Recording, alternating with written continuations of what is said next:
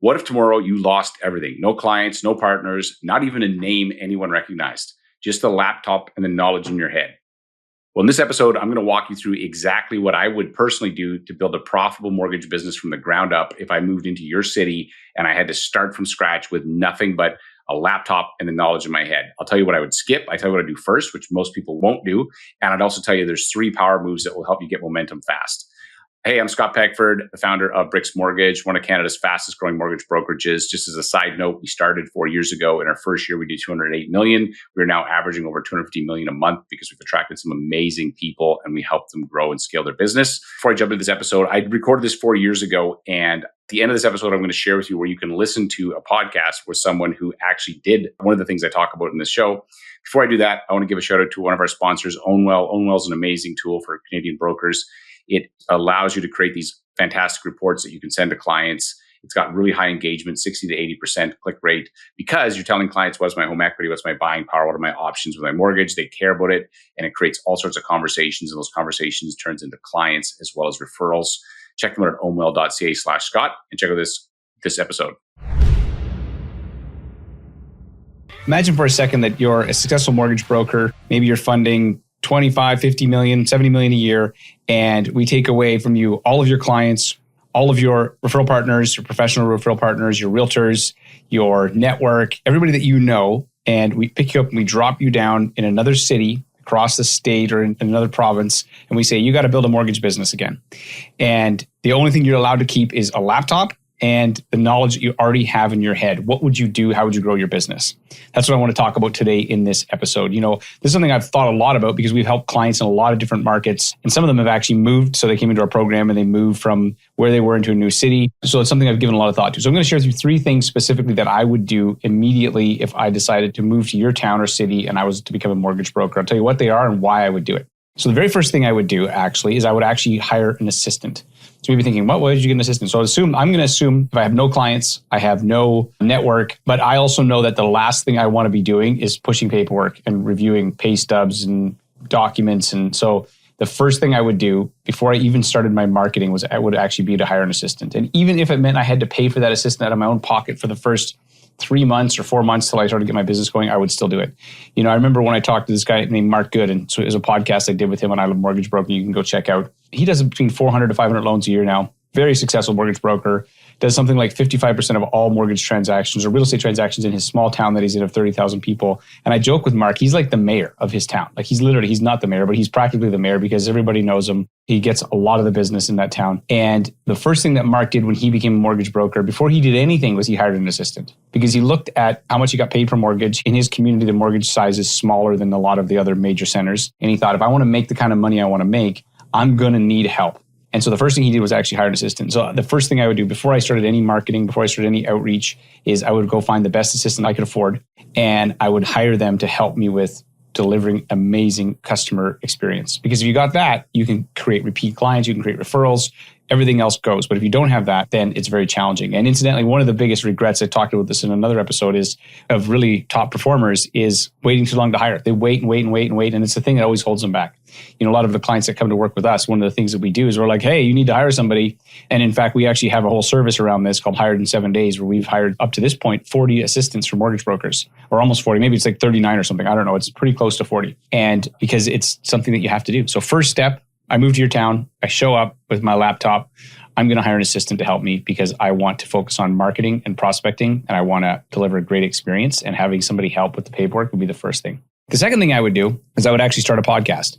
Now you may be thinking, Scott, like a podcast? Like, what are you thinking? So when I originally sort of transitioned my mortgage business out of the mortgage business directly, what I thought my business model was going to be before we really doubled down on the training that we do now is I thought we were going to help mortgage brokers create podcasts because I was a podcaster. I saw the value of a podcast. I saw how it opened doors and built my network. And it was like, it literally gave me access to anybody. I was like, wow, I can imagine. And we started doing it, a real estate show in my own town, and being able to use it to access anybody. So what I would personally do is if I move to your town and I don't know anybody, I'm going to start a podcast immediately. And I'm going to use that as my way to get in front of all the movers and shakers. So just imagine for a second, I moved to like Winnipeg and I'm like, okay, I'm going to be a mortgage broker in Winnipeg. I'm going to set up a podcast there and I'm going to start using that. I'm going to do 2 types of shows. I'm going to do a show where I interview builders, top realtors, city planners, lawyers, anybody who's connected to the real estate industry. I'm going to make them look like the star on the show, talk about them, pump their tires. All the while, my profile is rising as I get to meet all these people and my Rolodex is growing. And that's one type of show. The second type of show I would do is I would share some mortgage guideline tip where it's actually focused at a consumer so that I could make the show focused for consumers. Because then, let's say I have this podcast and I get a new lead, I could be like, hey, go check out our show. If they ask me a question, I probably have the answer in the podcast. I could be like, hey, check out this episode. Not only am I using it to build my network, I'm also using it to pre-educate my clients on why they should work with me. You know, this whole idea of the podcast, originally, way back before I even started a podcast, I actually did radio, and we had a call-in radio show. And it was on AM. So, you know, probably an older demographic. People would phone in and we'd sit there and we'd say, okay, if you guys have real estate questions, call in. The guy would say, and then the board would light up and then you'd see a phone call and be like, oh, this is so exciting. We got a phone call. There was no screening. It was like literally from click to live because this was a pretty rinky-dink operation. In any case, I remember one time we were getting these calls coming in and somebody called and they're like, hi, there's been an accident and they're basically phoning in to report a car accident. And they're like, you don't have questions for our expert? They're like, no.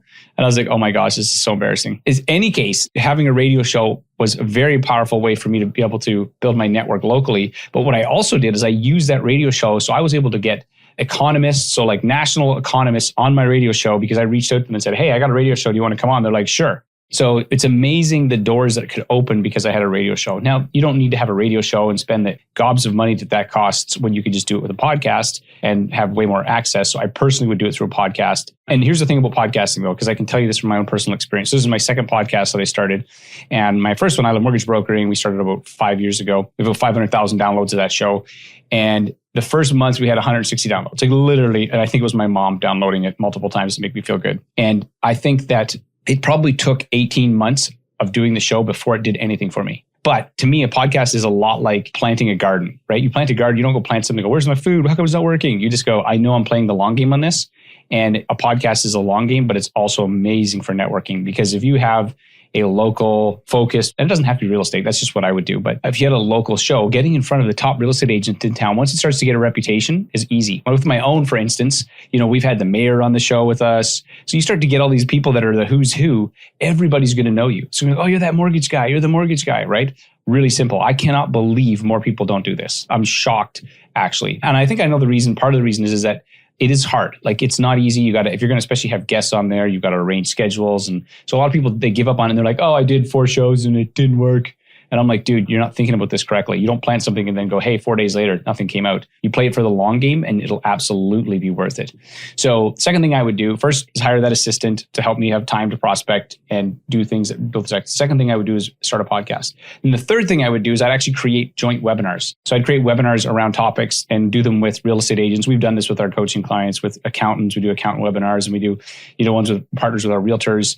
And the great part about doing joint webinars is I don't even need a list. If I do a joint webinar with me and real estate agents, for instance, every time somebody registers for that webinar, I'm going to get their contact information. I am starting to get in front of these people. I love education-based marketing. I think people show up with a totally different perspective when they've been pre-educated to actually work with you. And so I would use my podcast to promote my webinars. I would use the way that I would get in front of people would be doing these joint webinars to help them in their business. And all the while, my reputation would be growing. My list would be growing. And within 2 to 3 years, depending on the size of the town, there would be nobody that would not have heard of us because it's literally just start and stick with it. So if somebody's listening to this, I know there's going to be some of you, a lot of you are going to hear this and you're going to be like, yeah, I'm going to do it. But there's going to be a few, I guarantee you, that will hear this and they're going to go out and do it. It's going to blow their business up. But please don't think it's going to work overnight. Like our coaching clients, this guy named Chad, he actually started his own podcast. And when Chad came working with us, he's dialed in. Like when I first started working with him, I was like, oh my gosh, now the guy he's a beast. And one of the things he did was he created this podcast on real estate. He's told me he's been doing it a year now and it's actually starting to spit out business for him. But it did not happen in the first month. And so you really can use it as a powerful way to build your brand and reputation. So that's the 3 things I would personally do if I moved to your town. First is get that assistant so that I can focus on prospecting and sales. Second, I would start a podcast, build my network, use it to get access to people.